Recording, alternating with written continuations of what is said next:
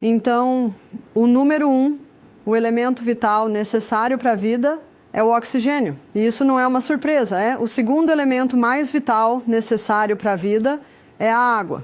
Você pode ficar 3 minutos sem oxigênio.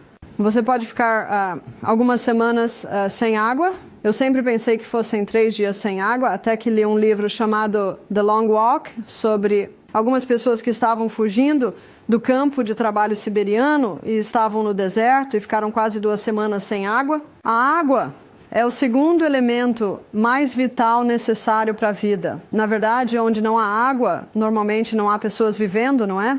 Eu sempre pergunto às pessoas quanto de água você bebe, e estas são algumas das respostas. Eu não gosto de água. Se eu beber água, meus pés incham. Se eu beber água, vou ao banheiro o dia todo. Esses 2 últimos. As respostas me dizem que a água não está entrando na célula. Então, como fazemos a água entrar na célula? Temos que ir para o terceiro elemento mais vital necessário para a vida, que é o sódio. O quarto elemento mais vital necessário para a vida é o potássio.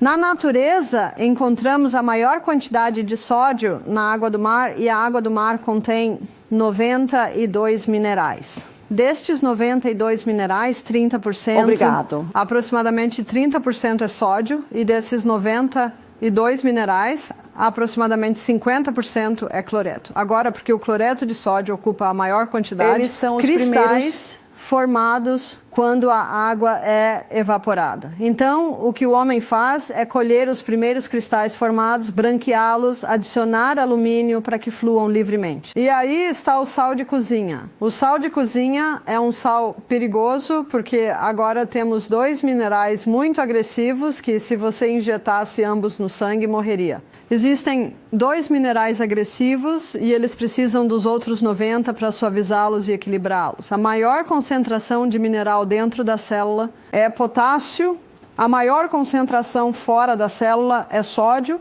e nesta membrana de dupla camada que envolve cada célula, existem bombas de sódio e potássio, e essas bombas de sódio e potássio estão sempre operando assim, mantendo o equilíbrio entre potássio e sódio.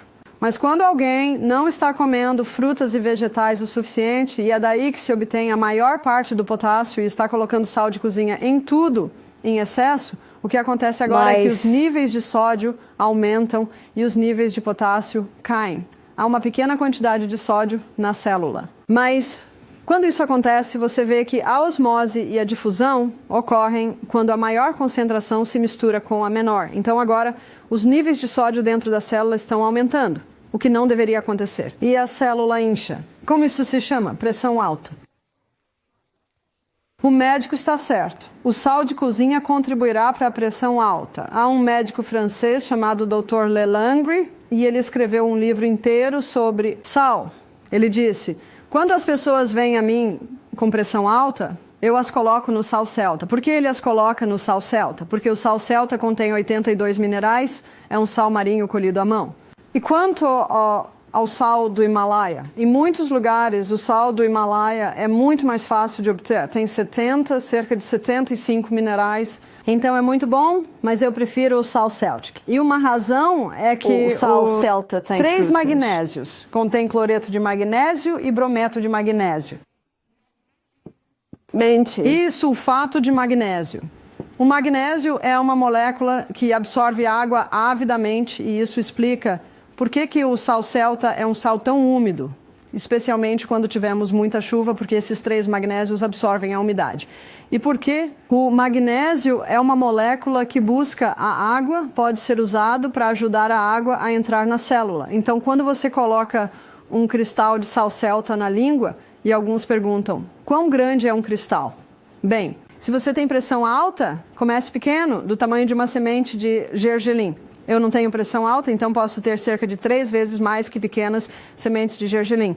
Coloque na língua, suas membranas mucosas começam a absorver os minerais, o magnésio é assimilado para a membrana celular, e você bebe sua água, e esse magnésio puxa essa água para dentro da célula. É a maneira mais rápida de hidratar um corpo.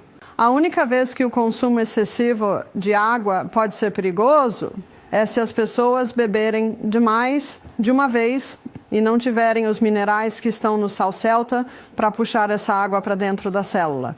Recebi reclamações de pessoas, elas dizem, agora estou bebendo mais água e vou ao banheiro o dia todo. Então eu digo, você está tomando sal? Tome um pequeno cristal antes de cada copo de água. E, idealmente, deveríamos estar bebendo aproximadamente 8 copos de água por dia. E, então, eu digo a eles, não bebam um copo inteiro de uma vez. Acho que mencionei antes, eu bebo meio copo assim que me levanto, vou ao banheiro, bebo outro meio copo, depois eu me visto e tomo mais meio copo. Mas quando começo cada copo, eu coloco aquele pouquinho de sal. Assim você espalha a água ao longo do dia. E muitas pessoas me disseram, muito obrigado, isso fez uma grande diferença. Veja, muita água entra e não demora muito para que muita água tenha que sair. É como regar uma planta. E veja como Deus manda a chuva, pouco a pouco. E quando há um tornado, quando há uma chuva torrencial, é quando o solo é elevado e podem acontecer inundações. Então, lembre-se disso com o seu corpo. Tome um pouco de cada vez, de cada vez, de cada vez. É a melhor forma de tomar. Você sabia que o cloreto de sódio é tão forte que pode matar as papilas gustativas? Você já viu pessoas que comem sal de cozinha? Elas colocam em tudo e colocam antes mesmo de provar. Bem, não é de surpreender que suas papilas gustativas estejam morrendo. Enquanto o sal celta, com todos os seus minerais, realça o sabor. Agora, as lentilhas vermelhas que tivemos esta manhã, algumas pessoas perguntaram, o que tem nisso? Economizar. Minha casa no café da manhã, e as pessoas perguntaram, tem frango nisso? E eu sei porque eles dizem isso, é porque é tão saboroso. Bem, tem um pouco de azeite, algumas ervas, bom se conseguir ervas frescas ou italianas, e um pouco de sal celta e cúrcuma. É isso. Eu enxago. Muito bem. Deve ser bem enxaguado primeiro. E eu faço isso logo antes de estar completamente cozido. E ainda assim, como você pode ver, está delicioso. Veja, eu não estou interessado em cozinhar cebolas e alho. E por mais que eu adore isso nas minhas lentilhas, farei isso no almoço. Mas de manhã tenho colinas para subir e descer, riachos para pular. Não estou interessado em ficar na cozinha por muito tempo. E esse é um prato muito rápido para fazer. Então, o sódio não é apenas necessário para levar a glicose para o sangue, ele também é necessário para que a água entre na célula. Então, é o sódio. É o terceiro elemento mais vital necessário para a vida, e você pode obter essa informação sobre os 4 elementos vitais em qualquer livro de anatomia e fisiologia, livro de química, livro de biologia. Estou apenas dando os fatos aqui. Então, como você pode ver, a água é muito importante, mas o sal também é. E mais uma vez, o potássio é encontrado em todas as suas frutas e vegetais frescos. O cálcio não pode entrar na célula por si só. Ele precisa de vitamina D. Quando a vitamina D está presente, o cálcio é puxado para dentro da célula. Se você apenas imaginar por um momento. E isso está acontecendo muito na América hoje. As pessoas não estão bebendo água suficiente. Eles não estão consumindo todo o sal e definitivamente não estão ingerindo muitos vegetais verdes, que é de onde vem o seu magnésio. Então, a pequena quantidade de água que estão consumindo não está entrando na célula. Eles não saem ao sol porque têm medo de contrair câncer de pele. Então, eles não estão obtendo sua vitamina D. Assim, o cálcio não consegue entrar e os minerais não conseguem entrar. E eles estão tentando perder peso. Então, ouviram muito o hype da mídia de que você deve cortar a gordura porque a gordura vai te engordar. Então, eles estão em uma dieta rica em carboidratos. Lembra o que a gordura faz? Ela te dá satisfação ou saciedade, aquela sensação de estar cheio. Mas se você não está consumindo nenhuma gordura, você apenas come. O pacote inteiro de biscoitos acaba, o pacote inteiro. Os chips vão, quase não há um sinal no seu corpo que diga chega. São as fibras, proteínas e as gorduras boas que vão te dar esse sinal. Então, eles estão em uma dieta rica em carboidratos, pensando que se não consumirem gorduras vão perder peso. E você consegue ver o que está acontecendo? A água não consegue entrar, os minerais não conseguem entrar, a glicose não consegue entrar e o corpo diz, o que vamos fazer? Porque lembre-se, este é o CBD do corpo humano. O que vamos fazer? E o corpo diz, temos uma última carta na manga. Vamos simplesmente forçar isso para dentro da célula. Isso é pressão alta. Portanto, a pressão alta pode ser resultado de desidratação. pode ser resultado de deficiência de minerais, deficiência de magnésio, pode ser resultado de deficiência de vitamina D, pode ser resultado de uma dieta rica em carboidratos e açúcar. Pode ser um resultado da inatividade, então há muitas coisas que podem se juntar para contribuir. Eu gostaria de levá-lo para dentro e olhar algumas funções do corpo e como elas são afetadas pela desidratação. Então vamos começar pela boca. Você sabia que em um estado de desidratação crônica é produzida saliva em excesso? Algumas pessoas acham que boca seca é um sinal de desidratação. E saliva em excesso pode ser um sinal de desidratação. Veja, quando não há água suficiente entrando no corpo e quanta água deve entrar? Vamos avaliar isso. Então, nossos rins, para saber quanta água deve entrar, precisamos ver quanto está saindo. Portanto, nos nossos rins, urinamos uma perda de 1,5 litros. Agora, 1 litro é o mesmo que 1/4 de galão. Então, é melhor eu dizer, porque estou falando com um público americano, perda de 1,5 quart. Pela pele, pode ser perda de meio quart. Pelo cólon, 0,3.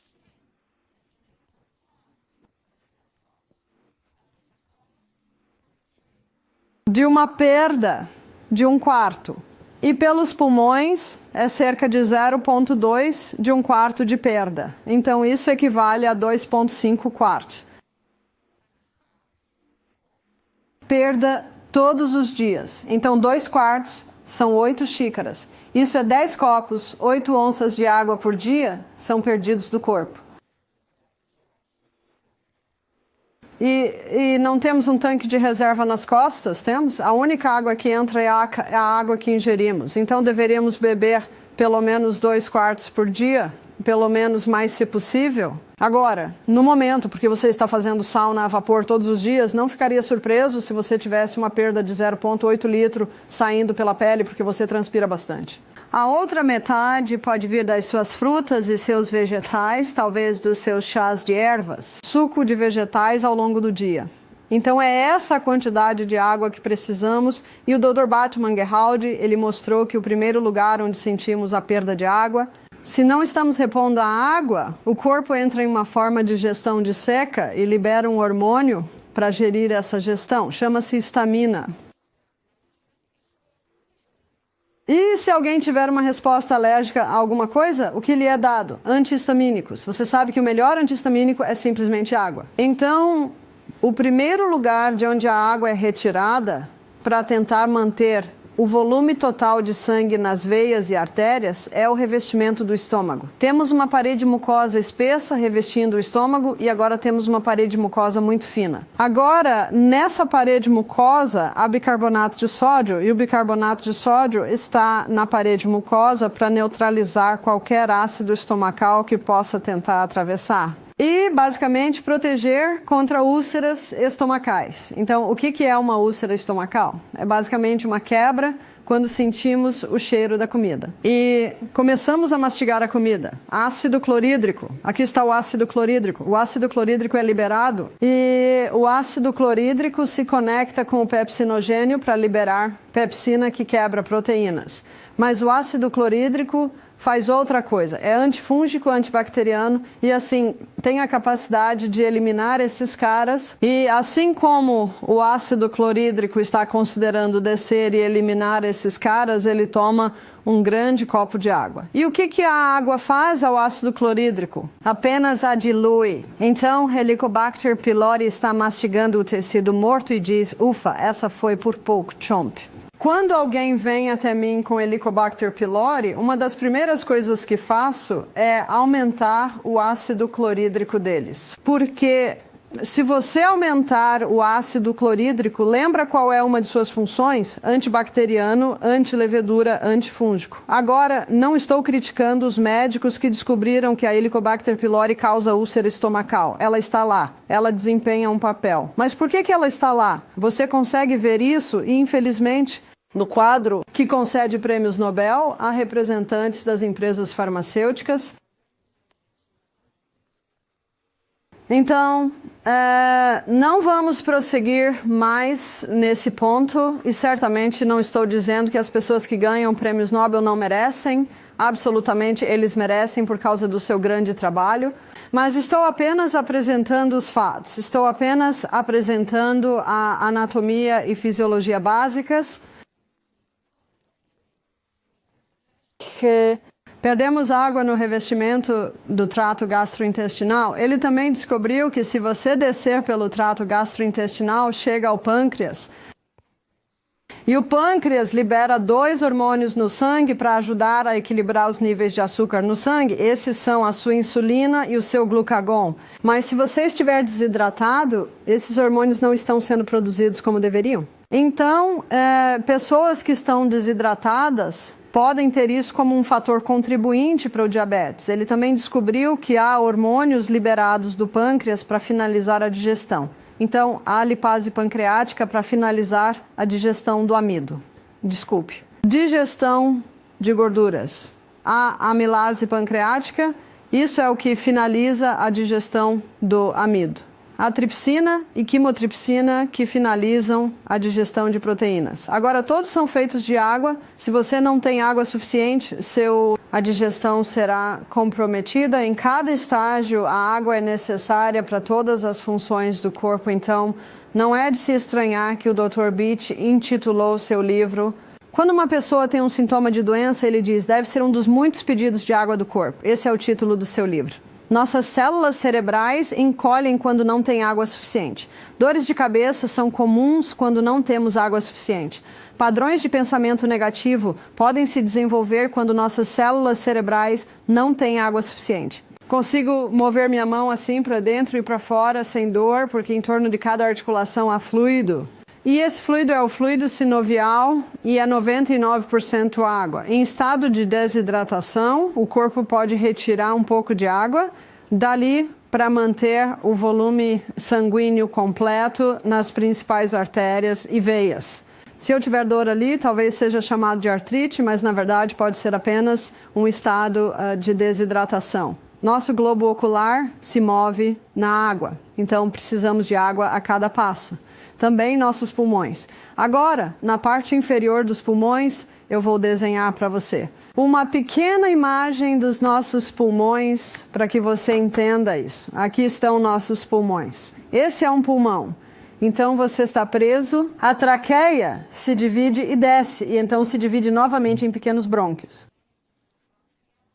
É um processo, e então no final de cada bronquíolo há algo que se parece com um pequeno cacho de uvas, mas são alvéolos. Então, no final dos bronquíolos, você tem os alvéolos e é onde ocorre a troca gasosa. Sobre cada alvéolo, há uma pequena rede de capilares sanguíneos. E é nessa rede de capilares sanguíneos que o oxigênio é captado dos alvéolos e o sangue libera o dióxido de carbono e nós expiramos.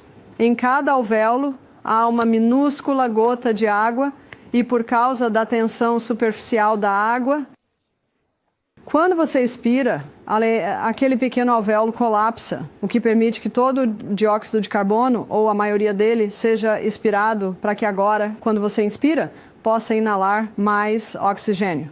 Em um estado de desidratação, aquela pequena gota de água não está como deveria. O que significa que não colapsa totalmente quando você expira, o que significa que você não consegue sua cota total de oxigênio. Mas o que também acontece, o corpo, para evitar a perda de água, pode começar a contrair os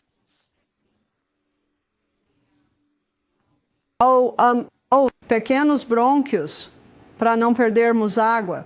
E assim, um dos sinais de desidratação pode ser a respiração constrita. O sangue fica muito grosso na desidratação. Nosso sangue precisa ser bem fino para que o coração possa bombeá-lo facilmente, para que as pequenas unidades de filtragem em nossos rins possam filtrá-lo com facilidade. Então, a água é necessária para cada função do corpo.